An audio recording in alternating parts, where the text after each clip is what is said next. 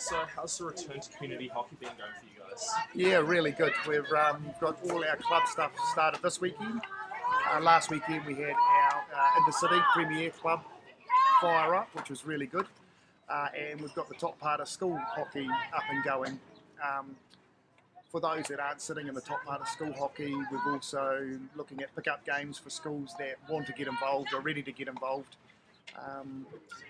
The rest of the schools are going to start in term 3, so it's a bit of a staged approach, but it's really exciting to see people back on the turf, and I've absolutely loved it. I mean, the smiles on the faces are what we do it for, and our community's had extra big smiles coming out of COVID. It's been great.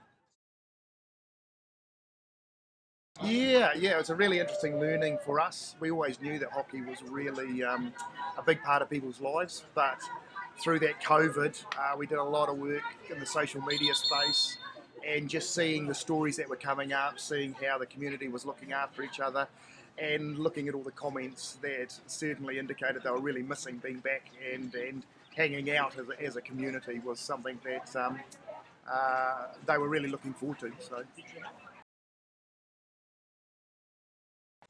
No, virtually none. We've had one team that hasn't been able to one club that hasn't been able to put one team on the field, and that is not so much that the kids aren't playing hockey, but they're playing in other areas because they had quite a few university students in that club side. So we've seen, apart from that one team, we've had no drop off in the club space, senior space. We're watching with interest in that school space, and registrations will be coming in the next couple of weeks, and we'll know that further in the next couple of weeks. Yeah, look, we saw heaps of really good examples of I guess we think of hockey as one big community, but it's each part of our community, from our clubs to our schools, really looking after their people. So nothing springs to mind as the great big story.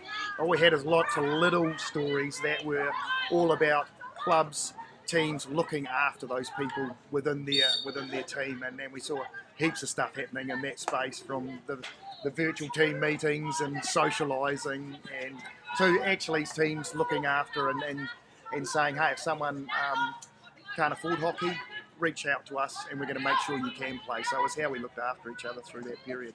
That was probably the really awesome part. I mean, those sort of situations always bring out the best in us as a community, and it was really good to see that was actually the case. Yeah, absolutely. So we're still running a lot of our development programs, so it's thinking about it in a different way. We really needed to take seriously the fact that no one knew what we were going to look like when we came out of the back end of COVID. So I think it was the right thing to do, to put the reps on hold for a season. But what we've got is looking to implement a whole lot of development programs in and around that, so that those people that are really looking for opportunities to develop their hockey and are able to do that. So we've still got our 13s, 15s, we're looking at some 18 stuff as well, to substitute some of those sort of games. I think with the season going longer as well, it means we don't have a double up. Traditionally our rep season has been sort of that August, September.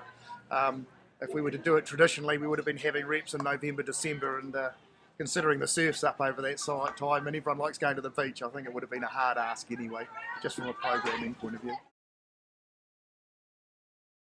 Oh, it's been awesome. I mean, the funny thing is, I don't think you could back up too many calamities in one season. You know, we went from COVID, we got the water shortage, but what I'm loving is people are just loving being here. You know, we worked hard. It's probably an 8-year project.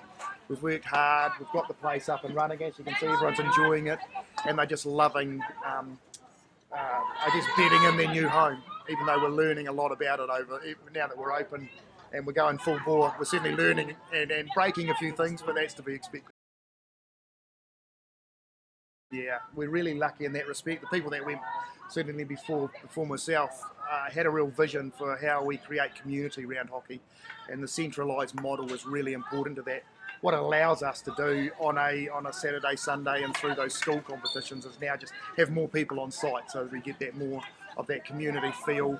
People being able to come off the sports field and go on and actually enjoy each other's company off the field is a really important part of who we are. So it just, I guess, grows what we have been trying to do for many years now.